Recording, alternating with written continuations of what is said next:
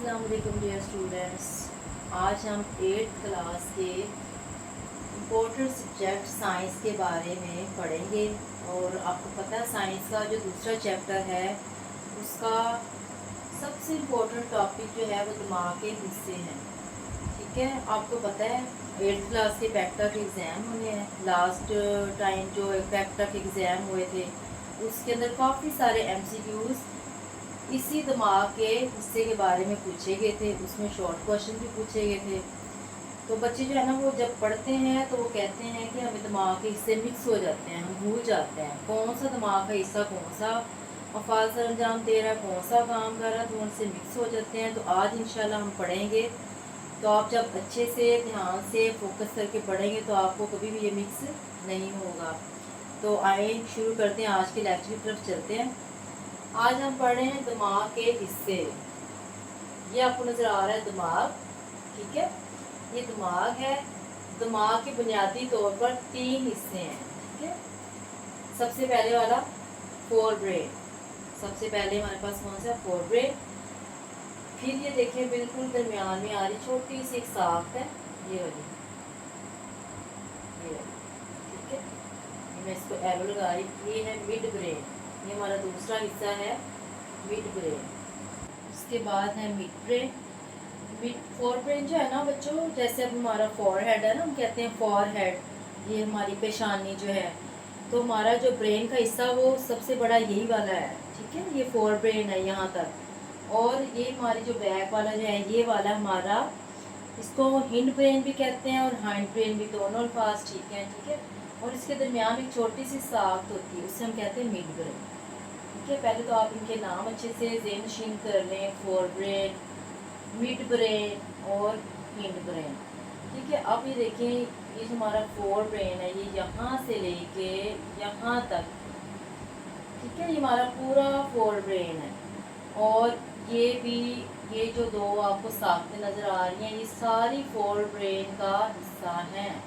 तो आप खुद ही अंदाज़ा कर लें बच्चों कि हमारा फोर ब्रेन कितना बड़ा है, यानी हमारे दिमाग का सबसे बड़ा हिस्सा जो है वो फोर ब्रेन है, ठीक है। अब फोर ब्रेन में आप देखो सबसे पहला जो हमारा हिस्सा है, फोर ब्रेन भी आगे 3 हिस्सों में तकसीम किया गया है। सबसे पहला हमारा है सेरिब्रम, ठीक है। ये देखें बच्चों, ये जो आपको नज़र आ रहा है ना ये वाला पार्ट, ये वाला सारा, ये सेरिब्रम है, ठीक है।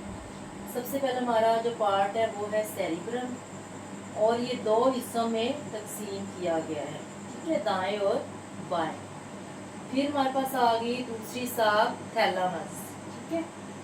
ये हमारा सेरिब्रम है, मैंने आपको बताया है ये यहाँ से लेके सारा जो है हमारा सेरिब्रम है, दाएं और बाएं में उसे तकसीम किया गया। उसके जो नीचे साख पाई जाती है ये वाली, ठीक है,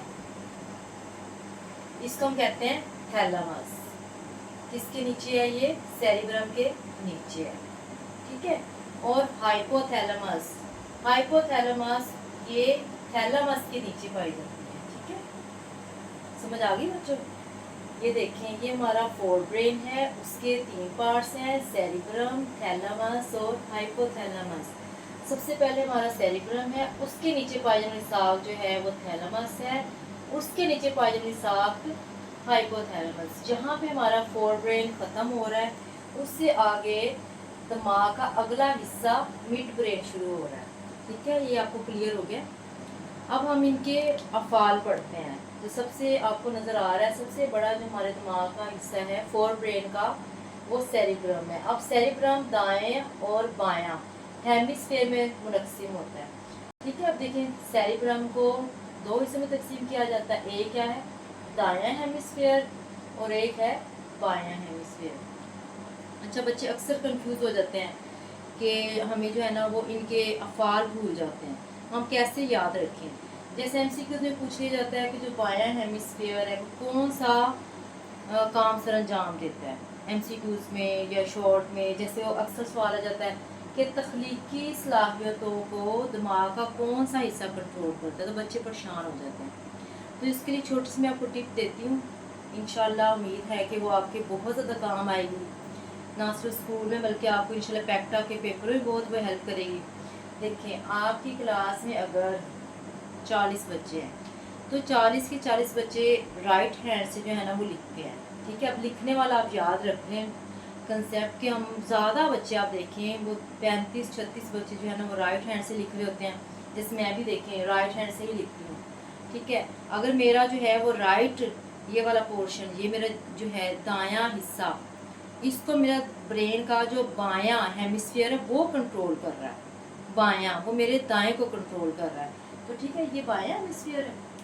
ठीक है, यही मैंने बताया ना आपको कि जो हमारा बायां हेमिस्फीयर है वो हमारे दाएं हिस्से को कंट्रोल करता है। यानी चंद बच्चे होते हैं, 2-4 बच्चे क्लास में जो लेफ्टी होते हैं, लेफ्ट हैंड से लिखते हैं, लेकिन हम मोस्टली की बात कर रहे हैं।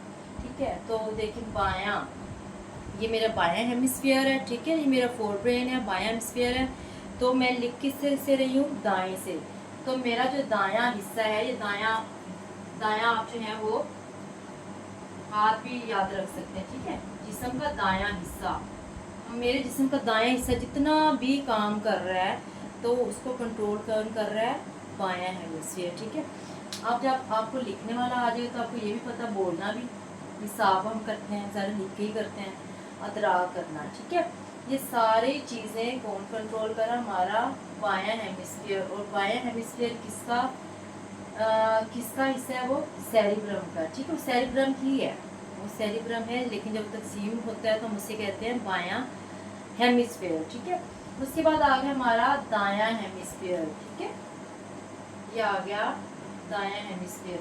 आपसे सवाल पूछा जा सकता है कि दायां हेमिस्फीयर कौन कौन से फासले अंजाम देता है। तो आप देखिए, ये मेरा दायां से हेमिस्फीयर है। ठीक है, तो ये मेरे जो है ना वो लेफ्ट वाली साइड पे पूरे जो जिस्म को कंट्रोल कर रहा है वो मेरा दायां हेमिस्फीयर है। तो आप देख लें कि जब मैं यहाँ पे आपको ये याद रह गया तो ये तो आसानी से आप याद कर सकते हैं कि बाकी तख्लीकी, जैसे कि मैंने आपको बताया, तख्लीकी, तामीरी, फनकाराना, ये इन सारी सलाहियतों को कौन कंट्रोल कर रहा है, मेरा दायां हेमिस्फीयर। और मेरे पूरे बाएं हिस्से के जितने भी हैं अफ़ाल जो हैं उसको दायां हेमिस्फीयर कंट्रोल कर रहा है। मैंने पहले भी आपको बताया कि जो दायां हेमिस्फीयर बायां हेमिस्फीयर दरअसल ये मेरा सेरिब्रम ही है। ठीक है, लेकिन जब इसको तकसीम किया जाता है तो इसको हम कहते हैं दायां हेमिस्फीयर और बायां हेमिस्फीयर। तख्लीकी काम बच्चों आपको पता है, जैसे कोई बच्चा ड्राइंग बना लेता है, कोई प्रोजेक्ट बना लेता है, कोई चीज़ ईजाद कर लेता है, जैसे साइंटिस्ट है। तो ये जैसे कोई शायर होता है, कोई नज़म लिख लेता है। ठीक है, म्यूज़िक, जैसे म्यूज़िकल जो होता है, किसी की सलाहियत होती है, बच्चे कुछ अच्छा गा सकते हैं, गा लेते हैं। ठीक है, तो ये सारा जो है वो तख्लीकी, तामीरी और ये काम जो है ना फनकाराना काम को कंट्रोल कौन कर हमारा दायां हेमिस्फीयर। उसके बाद हम नेक्स्ट पे चलते हैं अपनी थैलामस पे। ठीक है, देखिए मैंने आपको पहले ही बताया था कि सेरिब्रम के जो नीचे छोटी सी एक साख होती है। ठीक है, देखिए कितना बड़ा है ये सेरिब्रम, उसके नीचे छोटी सी साख है, उसे हम कहते हैं थैलामस। ये हमारे जिस्म के हिस्से फाल को कंट्रोल करता है। हिस्से फाल तो सब बच्चों को पता है, देखना, छूना, चखना, सूंघना, सुनना। ठीक है, जैसे हमारे जो सेंसरी ऑर्गन्स होते हैं, जैसे अब देखिए, देखना आँख हो गया, छूना जिल्द हो गया, महसूस करना, चखना ज़बान, सूंघना नाक, सुनना कान, ये इससे जुड़े होते हैं। हमारे जो भी हम आँख से देखते हैं या जो भी हम जायका ज़बान से चखते हैं या कोई बात हम सुनते हैं तो वो उस सब को प्रोसेस करके कौन कंट्रोल करता है, थैलामस। ठीक है, वो उसको थैलामस कंट्रोल करके वो आगे डिसीजन फिर तब इंसान लेता है जब वो जो हमारे सेंसरी ऑर्गन्स होते हैं वो किस चीज़ को प्रोसेस करके दिमाग को भेजते हैं। ठीक है, उसके बाद फिर हमारे पास आ गया हाइपोथैलेमस। ठीक है, हाइपोथैलेमस। अच्छा, हाइपोथैलेमस का बड़ा इम्पोर्टेंट काम है, हमारे दिमाग के जितने भी हिस्से सारे बहुत इम्पोर्टेंट काम कर रहे होते हैं। तो इसका काम है हमारे जिस्म के टेम्परेचर को कंट्रोल करना। ठीक है, टेम्परेचर को, धूप को, ठीक है, व्यास। देखिए भूख और प्यास भी ज़रा आपको पता साथ साथ ही दोनों अल्फाज भी यूज़ होते हैं, ये भी आप याद कर सकते हैं। और टेम्परेचर, हमारे जिस्म का टेम्परेचर, नॉर्मल टेम्परेचर को कंट्रोल करने में, यानी टेम्परेचर अगर हमारा टेम्परेचर ज़्यादा या कम है उसको सेट करने के लिए जो साख बनी है वो हाइपोथैलेमस से वो टेम्परेचर को कंट्रोल करती है। साथ में हमारी भूख, कि अब हमें भूख लगी है या हमें प्यास लगी, इन सारे अफाल को कंट्रोल करने वाली साख हाइपोथैलेमस है, जो कि थैलेमस के नीचे है, थैलेमस जो कि सेरेब्रम के नीचे है, और ये तीनों फोर ब्रेन के हिस्से हैं। तो बच्चों, उम्मीद है कि आज आपको मेरे लेक्चर की अच्छे से समझ आई होगी। आपने ये डायग्राम ज़रूर बनानी है, ठीक है। जब आप डायग्राम बनाएंगे अपने हाथों से, इसके दिमाग के जो बुनियादी हिस्से हैं उनको ड्रा करेंगे और लेबल करेंगे, और फिर इनके अल्फाज लिखेंगे, तो इंशाल्लाह आप कभी भी इसको भूलेंगे नहीं, आपको अच्छे से याद होगा। तो आज के लिए इतना ही लेक्चर काफ़ी है। कल इंशाल्लाह हम दिमाग के दूसरे हिस्से मिड ब्रेन के बारे में पढ़ेंगे और इसके अफ़ाल के बारे में पढ़ेंगे। अपना ख्याल रखिएगा और प्लीज़ मेरा चैनल सब्सक्राइब कीजिएगा। अल्लाह हाफ़िज़।